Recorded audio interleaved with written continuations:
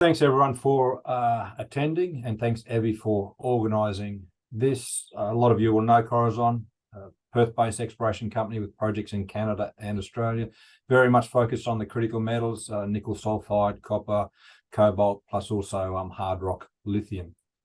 We're a bit unusual in that we have a dual focus on redeveloping a mining operation and pure exploration.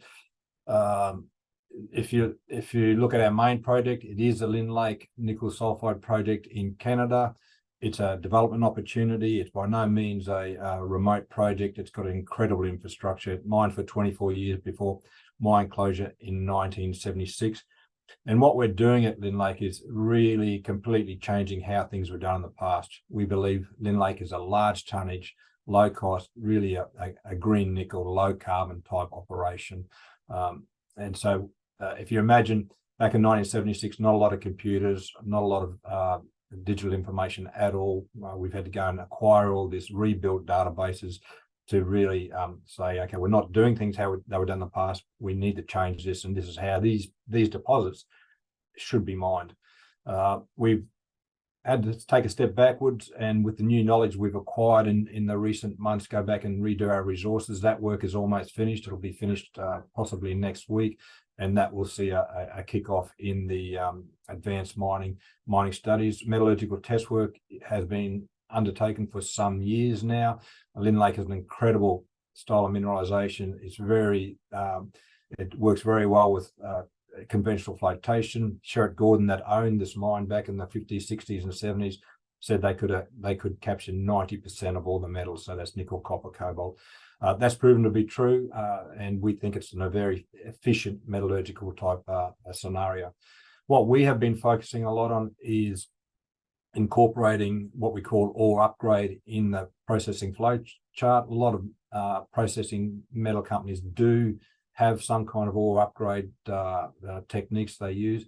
Not many of them had the opportunity to completely integrate this type of processing in their system.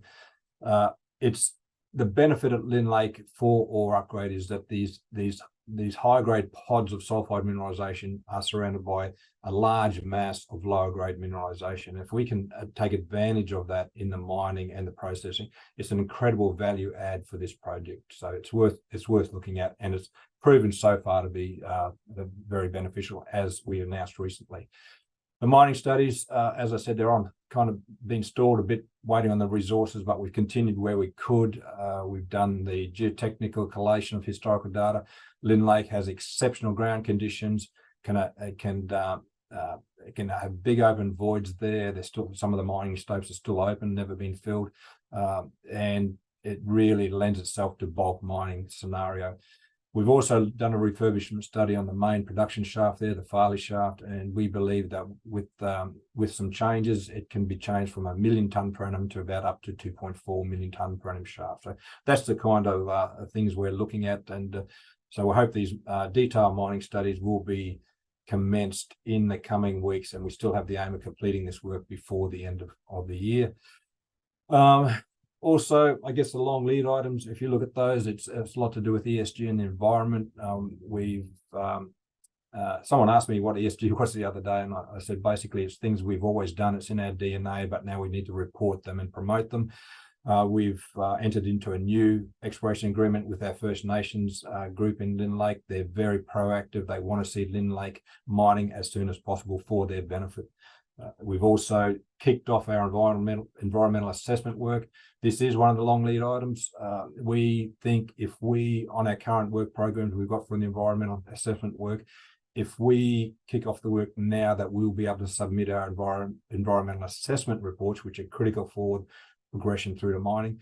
We believe we'll be able to submit those in 2026, and that's not too far away. That's 2 and a bit years. And if you look at Rio Tinto up in the Pilbara in their iron ore mining district, they're saying now to start a new mine right beside their existing mines, it's going to take them 4 years. So, 2.5 years, submit the environmental assessment reports, and then we go through the process of approvals. So that's the kind of timelines we deal with. They're not set in concrete, but that's what we believe we can achieve all going well.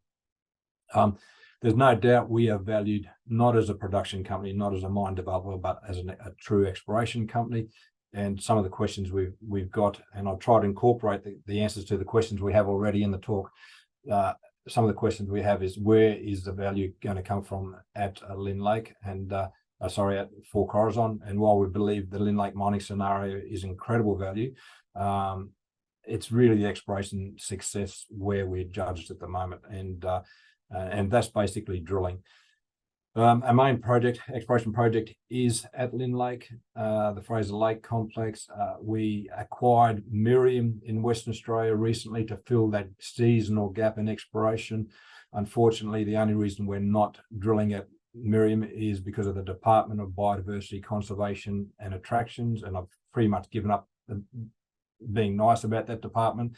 They are a blocked exploration. They are not working with the exploration industry very well, very efficiently. There's a lot of capital sitting on the sideline, not being put into the ground because of that department. We've been very accommodating, very proactive in what we're doing. We think we can see light at the end of the tunnel, and hopefully we'll be drilling soon. Back to drilling. We have targets generated at Fraser Lake. They're pretty compelling. We'll wait till winter to drill those. It's just much cheaper to drill in winter. As an example, we could drill now some of these targets, but we're probably looking at a single shift diamond rig, a helicopter support, and you're looking at about $1,000 per meter. Absolutely enormous costs. If we drill in winter, we're probably looking at all up costs, including assay geologists, personnel, probably about $400 per meter. So that's why we need to wait until winter to hit these targets.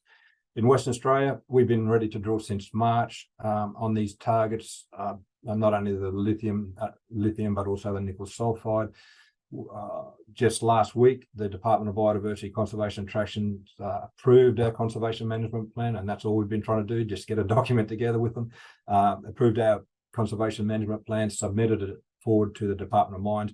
The Department of Mines are very efficient. We expect that report to be approved very soon, and we can submit our programs of work. The low-hanging fruit is the lithium, and I'll show you that in this talk, and that will be the first up drilling that we do at Miriam, and we hope in the coming month or so that we'll be on ground drilling that project. Mount Gilmore, we've entered into a R&D study with the University of Tasmania, and this is a new innovative type of techniques. It's called green rock vectoring. What we're looking for there is a porphyry copper deposit. These are large systems, very expensive for a junior, at least, to explore. It takes a lot of drilling, and really we didn't want to go down that trap of just drilling hundreds and hundreds of drill holes. So the University of Tasmania have this, what looks like very innovative technique of identifying the heat source and type of porphyry copper system you're looking at. Early results have been quite promising, as we've announced, and we expect that study to be finalised next month. They're in the final drafting of the report at the moment. So there's a few things happening. I think the first cab off the rank will be the lithium at Miriam, hopefully get some holes into the nickel sulphide as well, before we can get on the ground in winter and drill these really cracking exploration targets we've got in Canada. Looking at our exploration targets in Canada, it's focused on the Fraser Lake complex, which is I guess the sister plug to the A plug, the main mining center. It's larger than the A plug. It's got all the right chemical and physical characteristics that said there should be deposits there. Zooming into that area, that's a magnetic image of it. We've been pretty much focused on the matrix trend, which is a IP chargeability anomaly. And what IP chargeability shows you most likely is disseminated sulfides. We've drilled this feature and we've hit a lot of disseminated sulfides, a lot of low-grade mineralization, extensive low-grade mineralization. As you can see, some of the better drill core photos there, and also some of the bigger drill intercepts. 22 meters at 0.7% nickel would be in the high-grade population for the Lynn Lake Mining Centre. So that's how close we think we are. While the IP has been very effective in targeting the disseminated, no technique we've used to date has really led us to the massive sulfide, the high-grade accumulations of nickel sulfide. But we have been fairly innovative in the techniques we're using. We've needed to be. Lynn Lake is quite a difficult place to explore. There's not a lot of outcrop there, but also these intrusive systems have a lot of red herrings in them, country rock and barren sulfide bodies caught up in the system. So they're quite messy, really. And it's been quite difficult. Recently, we've tried a few things called like aerial MT, aerial gravity, and that's really given us a lot of information about the architecture of this intrusion, which has been critical, really in gaining the confidence to do more expensive, more detailed geophysical techniques. We've announced at the start of this year the results of our ground 3D IP and MT survey. This is really a poachy style size test survey over the Fraser Lake complex, where we had some good drilling results. That the results of that have just been staggering. You know, the MT is seen down to 700 meters below surface. The IP has mapped where we've drilled this disseminated sulfide perfectly, so we're very encouraged in what we've seen. What that little insert image there is showing you is MT conductivity, and you can see there's 3 hot centers there. They're 3 conductive pipe-like bodies. We've gone out and drilled one of those, and basically we've hit a late stage nickeliferous ultramafic intrusion. So basically the core of it had pentlandite, nickel sulfide, and chalcopyrite. It's a one pulse kind of intrusion, only 30 meters in diameter. So the fact that we can identify this style of mineralization is good. The reason why we drilled that anomaly, which is the one up to the north here, MTC3, it was the only one we could access at the time during summer. It was close to the road. And so really we've had proof of concept that this style of geophysical method looks like it's delivering the fruits. Now, if we look at some of the better targets, which should be the, say one of these ones to the south here, MTC1, and put a cross section through that. So that conductive pipe-like body you see in the plan is really where these yellow arrows are going up. So the yellow arrows are going up through here. So that's the conductive body where the yellow arrows are. You can't see it on that image because that's for IP, and that's showing you chargeability. That image is showing you where the disseminated mineralization is. So what we're seeing, and you can see that disseminated mineralization has been proven by our drilling, that these pipe-like conductive bodies are surrounded by what looks to be low-grade disseminated mineralization. So that's our number one target. We've drilled within 100 meters of it historically. We've come close, but we've been blind. And you can see what we see in this disseminated mineralization is multiple stacked horizontal pulses of nickel sulfide in the melt. So it looks like the magma's come up and flowed horizontally out from what we've seen, multiple pulses. So that's where we want to drill. That's the number one drill target, as is MTC2, very similar. So we hope as soon as it freezes, as soon as the snow gets there, that we'll be able to head out here and drill this target. Western Australia, as I said, hope to be drilling that soon. We picked this project up because of the nickel sulfide historical discovery of nickel sulfide deposit back in 1969. A long history of being held by gold companies. Because we haven't been able to access this project, we've walked around it quite a bit, and our senior geologist Ben Lee has found a lithium pegmatite sticking out of the ground. It's in a good location, lots of lithium projects in that region. I'll first show you the nickel sulfide. We've got about a 2.5 kilometer basal contact that we're looking at, extensive sulfide mineralization and historical drilling, some cracking results. What really attracted us to Miriam was that there's an extremely high tenor of nickel in the low-grade sulfide mineralization, the low percentage sulfide mineralization, like disseminated neck textured stuff. So that was quite encouraging. We've generated about 6 or 7 targets, geophysical targets, on that contact. Some of them supported by drill results, and others are blind.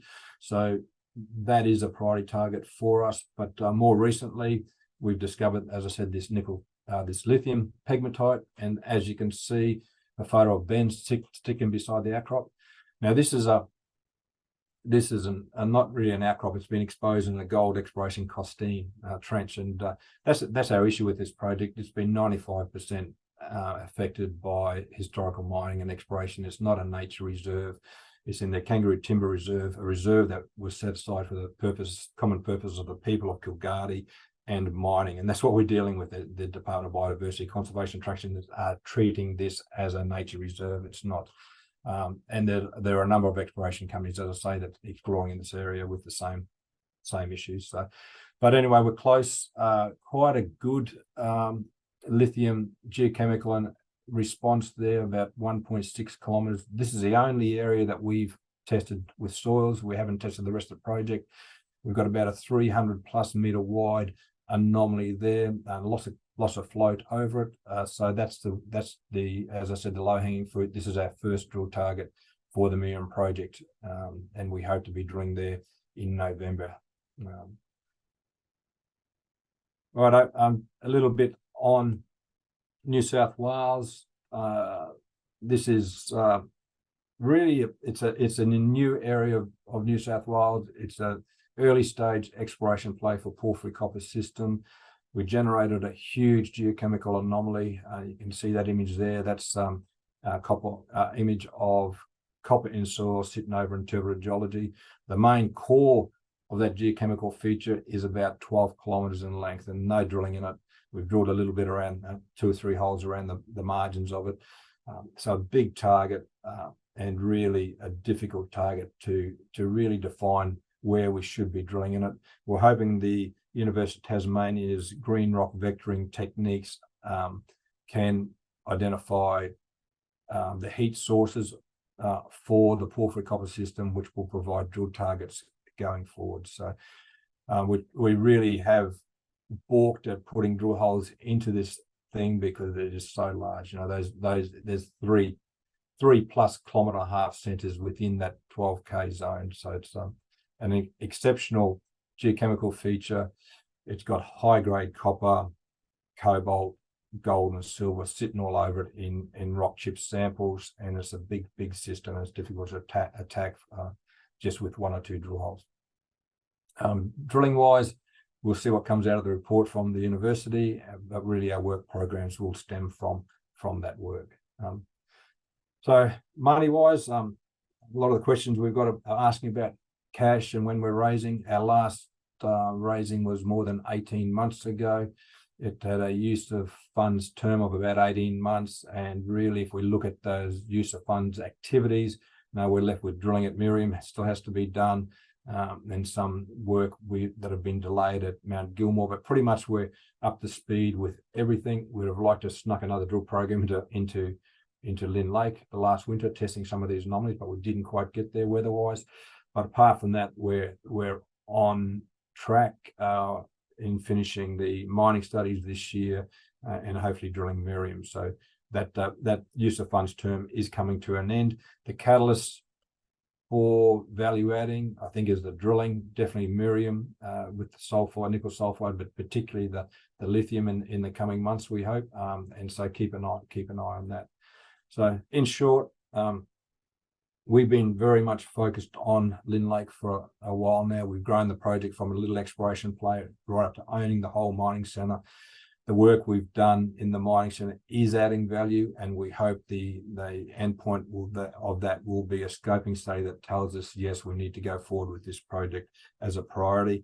Exploration-wise, we've done an enormous amount of new techniques and exploration. We've had Canada's best working on the Fraser Lake complex, and that's delivered fruit. We believe strongly that the targets we're looking at now will really define the potential for Fraser Lake. So watch that. So that's pretty much it, guys. I'm happy to answer questions. If I haven't answered all those questions already, Evie, I'll hand it over to you. Thanks, Brett. There was only one that came through during that presentation, but it was a little bit, and I'll get you to speak to this shareholder separately. But I just from the question that was kind of, or the comment that was made, it was just a little bit frustration. Yep. just with the delays and the difficulties and the hurdles, you know, and the question as a shareholder from me to you is, you know, you itemised all these hurdles and the difficulties with the departments and of conservation and everything. And in your opinion, do you think that they are, you know, will have a bit of a win? Oh, I think so. And not only that, we're dealing with I guess, a department that's finding out about exploration as well. So while we were very obliging and when we first got Miriam, we thought that we could work together quite well, because basically we're all environmentalists. We don't want to cause any damage, but the reality of it, the systems aren't in place that are efficient in dealing with the mining industry in that department. No, they're very good at looking after Kings Park. They're very good at looking after Rottnest Island and things like that. But really, no, if we edit a paragraph in the document, hand it back to them, it would be at least 6 weeks before we got a reply. Yeah. And is that the sentiment across, you know, all the companies? Is that the feedback? Because you're obviously, you know, talking to peers and things like that. So yeah. Is that the feedback you're getting from them as well? Yeah, and we've got companies coming to us because they know we're advanced in dealing with this department. We've got AMEC. I was going to say, have you contacted AMEC? Yep. Yeah. And there's a new Director General of the DBCA at the moment, and we're trying to, as an industry, get a meeting with Stephen Smith.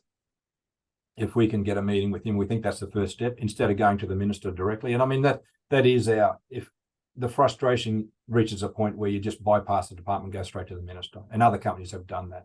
We don't want to do that. We want the systems in the Department of Biodiversity Conservation to be effective enough to deal with our industry. There's no, when our consultant's saying, what are you complaining about? This usually takes 12 months. Well, that's not good enough. That's not good enough on the ground. We've got like a company told me probably 6 months ago, they had to go through all these hurdles to actually drill a drill hole on their own waste dump. So it's just not realistic. So there's not one shoe fits all in this case. No, these aren't nature reserves.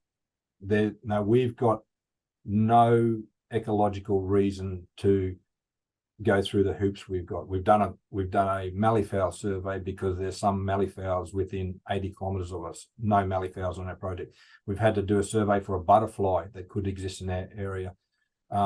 No butterflies within 20-kilometre radius, but within 80 kilometres there was a few found. No butterflies. And we've recently been asked to do another butterfly survey for a butterfly that's not endangered, is not known to our area. There's no procedures on how to do the survey. They think it flies for 2 weeks a year, but there's only one person in Australia that can actually do the survey. And it only takes one person to actually ask to put in that complaint, and then it becomes a something, right? Well, we're dealing with that department and those individuals, right? So, yeah, the complaint would be straight to the Minister. Oh, yeah, I would be. Yeah, okay. As an industry, you're keeping your patience, because I don't think I would have it. Yeah, it's been most frustrating. This is really this is a very difficult scenario for a lot of companies. So someone has to manage those reserves, and it needs to be a group like the DBCA.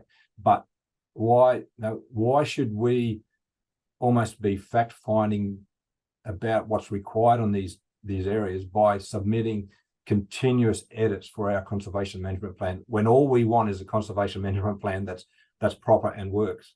Right? We don't have to. Why are we going through this process? It shouldn't be like that. They should say, this is a limousine conservation management plan. You don't need this, you need that, you don't need this, and do it. And our industry is happy to go do these surveys. We're happy to go and do. But why are we looking for things that don't exist in our area? Why? As a group, we can get together and fund these surveys where they have impact. So it's almost like you're doing postage stamp surveys with no chance of success. So we see a lot of wasted capital, we see a lot of wasted time, and we see a lot of frustration with shareholders. Now, this is a good project. This has got nickel sulphide potential and lithium there. These are critical metals. These are critical metals, and we've been held up. So that's where the frustration is. It's a real shame. Yeah, and let's say that it's not the fault of the individuals within that department. They're probably working hard. More than likely, they're understaffed. But if that department's going to service, and it is a service for the mining industry, they need to be better. So how do we help them be better? So that's where we are with that. So Be asking those questions to the minister. Yeah, well, we're hoping AMEC can coordinate a meeting of a group of us with the new Director General, and we'll take it from there. But we can see light at the end of the tunnel, so we think we'll be drilling in that. Sounds great. Sounds like, all right, well, that's it. There hasn't been any other questions that have come through. Thank you very much for that thorough update. I definitely appreciated it. So thanks, Brett. Thanks, Evie, and thanks everyone for attending. Okay, bye.